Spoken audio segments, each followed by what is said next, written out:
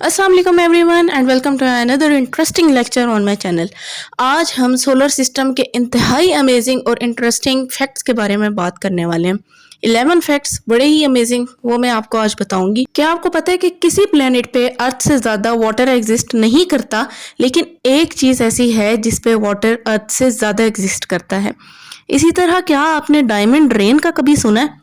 ये सारी चीज़ें देखने के लिए इंटरेस्टिंग चीज़ें आज हम अपने टॉपिक का स्टार्ट करते हैं। So without any delay let's start. Fact number 1 देखते हैं जी, क्या है। मरकरी के ऊपर आइस होती है ना इंटरेस्टिंग चीज़। मरकरी तो सबसे क्लोजेस्ट है सन के, तो इस पे आइस कैसे हो सकती है? एक्चुअली मरकरी के नॉर्थ और साउथ पोल में खड्डे मौजूद होते हैं, डिप्रेशंस मौजूद होते हैं जिन्हें क्रेटर्स कहते हैं। इनके अंदर सनलाइट फॉल करती ही नहीं है। Due to the position of Mercury, sunlight ना आने की वजह से टेम्परेचर इसका इतना फॉल डाउन हो जाता है कि -170 डिग्री तक रहता है इन क्रेटर्स का टेम्परेचर। इस वजह से कोई भी बॉडी, कोई भी सेलेस्टियल बॉडी जो इन क्रेटर्स में चली जाती है वो फ्रोजन फॉर्म में आ जाती है, और अगर कोई वाटर पार्टिकल है तो वो आइस में कन्वर्ट हो जाता है और आइस एग्जिस्ट करती रहती है, वो आइस फिर वहीं पे रहती है। था ना इंटरेस्टिंग। नाउ सेकंड फैक्ट की तरफ चलते हैं। हमारा सेकंड प्लैनेट यानी कि वीनस, वो फर्स्ट प्लैनेट यानी कि मरकरी से ज़्यादा हॉटर होता है। अब ये कैसे मुमकिन है? मरकरी तो पहले सन के एक्सपोजर में आता है, वीनस तो सेकंड नंबर पे आता है। तो इसका रीज़न ये है कि वीनस में कार्बन डाइऑक्साइड मौजूद होती है, जिसमें ये एबिलिटी होती है कि वो हीट को ट्रैप कर लेती है, सनलाइट को ट्रैप कर लेती है, जिसकी वजह से हीट ट्रैप करने की वजह से वीनस मरकरी से भी ज़्यादा हॉटर होता है। थर्ड अमेजिंग फैक्ट क्या है कि जो हमारा सन है, सन अगर डिसअपियर हो जाता है तो हमारी अर्थ को 8 मिनट्स 20 सेकंड्स तक पता ही नहीं लगेगा कि सन डिसअपियर हो चुका है, क्योंकि इतनी देर सनलाइट को अर्थ पे फॉल करने में लगती है। नो फोर्थ अमेजिंग फैक्ट क्या है कि जो सेकंड प्लेनेट है यानी कि वीनस, उसका डे, उसका दिन उसके साल से बड़ा होता है ना अमेजिंग चीज़। अब इसका रीज़न क्या है? एक्चुअली स्पेस में बहुत सी जो सेलेस्टियल बॉडीज हैं वो टूटती रहती हैं। जब वो हिट करते हैं पार्टिकल्स आके वीनस को, तो उसकी रोटेशन इफेक्ट होती है, बिल्कुल इसी तरह जिस तरह अगर आपने फुटबॉल को किक किया है और साइड बाय आप उसको किसी चीज़ से हिट करते हैं, किसी बॉल से या किसी भी चीज़ से, तो क्या उसकी स्पीड उतनी ही रहेगी? नहीं, उसकी स्पीड होगी ना आहिस्ता। इसी तरह वीनस की स्पीड भी आहिस्ता हो जाती है, जिसकी वजह से इसकी रोटेशन 243 अर्थ डेज के बराबर कंप्लीट होती है, जबकि जो इसकी रेवोल्यूशन है वो 225 डेज में कंप्लीट हो जाती है। तो हमने कहा था कि जो रेवोल्यूशन है वो डिसाइड करती है ईयर को, साल को, और रोटेशन डिसाइड करती है डे को। तो दैट्स वाई वीनस का जो डे है वो उसके साल से बड़ा होता है। सिंपल है ना अमेजिंग। अब हम चलते हैं फैक्ट नंबर 5 की तरफ कि हमारा सन बड़ा है। सबको पता है कितना बड़ा है सन। इतना बड़ा है कि 1.3 मिलियन अर्थ्स उसके अंदर आ सकती हैं। नाउ फैक्ट नंबर 6 में हम बात करते हैं मार्स प्लेनेट की। मार्स पे बहुत ज़्यादा स्टॉर्म्स और वोल्केनिक प्रोडक्शन होती है, वोल्केनोस बनते हैं, लेकिन वो वोल्केनोस हमारी अर्थ के वोल्केनोस से बहुत ज़्यादा हाई होते हैं, हाइटेड भी होते हैं, हाइट उनकी बहुत ज़्यादा होती है।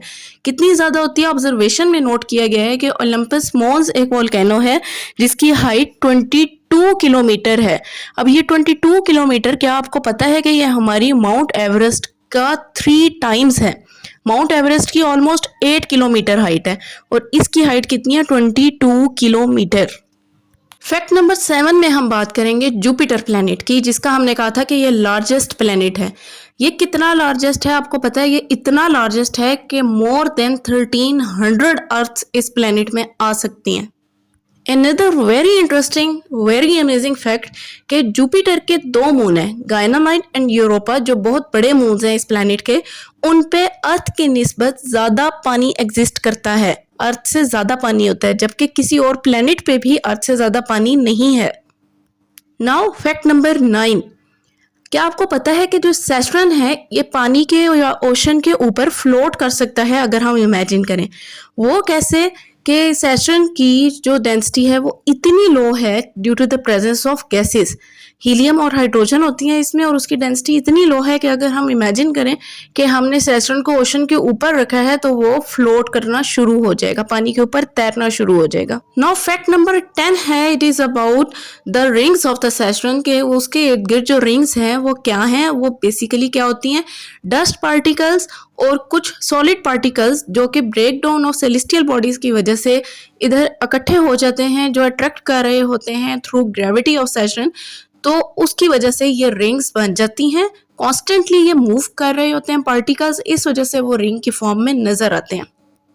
अब यहाँ एक और फैक्ट मैं आपको बताती हूँ कि अकॉर्डिंग टू एस्ट्रोनॉमर्स ये रिंग्स अगले कुछ मिलियन ईयर्स में ख़त्म हो जाएंगी, क्योंकि आहिस्ता आहिस्ता इन पार्टिकल्स की स्पीड कम होती जा रही है।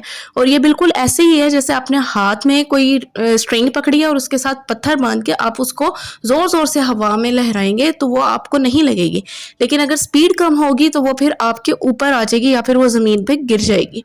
तो इसी तरह ये पार्टिकल्स अपनी स्पीड की वजह से सैचुरेशन के इर्द गिर्द इन बेल्ट्स में या इन रिंग्स में रिवॉल्व करते जा रहे हैं। Now the most amazing fact number 11, बारिश होते हुए तो सबने देखी है, लेकिन क्या आपने कभी सुना या देखा है कि बारिश में डायमंड्स हों या डायमंड्स की बारिश हो रही हो? ऐसा अर्थ पे तो हमने कभी नहीं सुना, ना ही अर्थ के लिए पॉसिबल है। ओरिजिनल डायमंड रेन होती है लेकिन प्लैनेट्स पे, यूरेनस एंड नेपच्यून और कुछ एविडेंसेस में सैटर्न और जुपिटर पे भी डायमंड रेन होती है। अब ये पॉसिबल किस तरह से है कि डायमंड एक एलिमेंट की फॉर्म है जिसको कार्बन कहते हैं, और इन प्लैनेट्स पे जो गैस मौजूद है उसको हम मीथेन या नेचुरल गैस कहते हैं। मीथेन बेसिकली कार्बन और हाइड्रोजन का कॉम्बिनेशन है।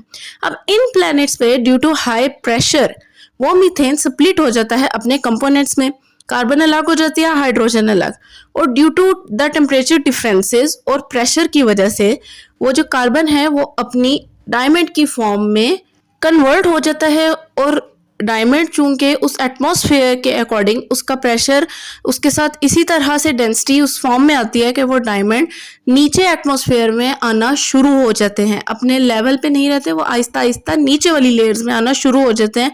That looks like a rain. तो इस वजह से इस सारे प्रोसेस को डायमंड रेन का नाम दे दिया जाता है। लेकिन इन डायमंड्स तक रीच अभी पॉसिबल नहीं है, बिकॉज ऑब्वियसली वो प्लैनेट्स इतने ठंडे हैं कि वहां पे तो जाया ही नहीं जा सकता, और फिर ये डायमंड्स तो बहुत नीचे वाली लेयर्स में है। थे ना ये सारे इंटरेस्टिंग एंड अमेजिंग फैक्ट्स। अब इनके बारे में बताता कौन है हमें, ये होते हैं स्पेस एक्सप्लोरेशन प्रोग्राम्स। पूरे वर्ल्ड में जो लीड कर रहा है उसका नाम है नासा, जो कि यूएसए में लोकेटेड है, और पाकिस्तान में स्पेस एक्सप्लोरेशन प्रोग्राम स्पार्को के नाम से है। आई होप आज के अमेजिंग फैक्ट्स को, इंटरेस्टिंग फैक्ट्स को आपने एंजॉय किया होगा। अगर एंजॉय किया है तो लाइक ज़रूर करें, कमेंट ज़रूर करें और चैनल को सब्सक्राइब करें। अल्लाह हाफिज़।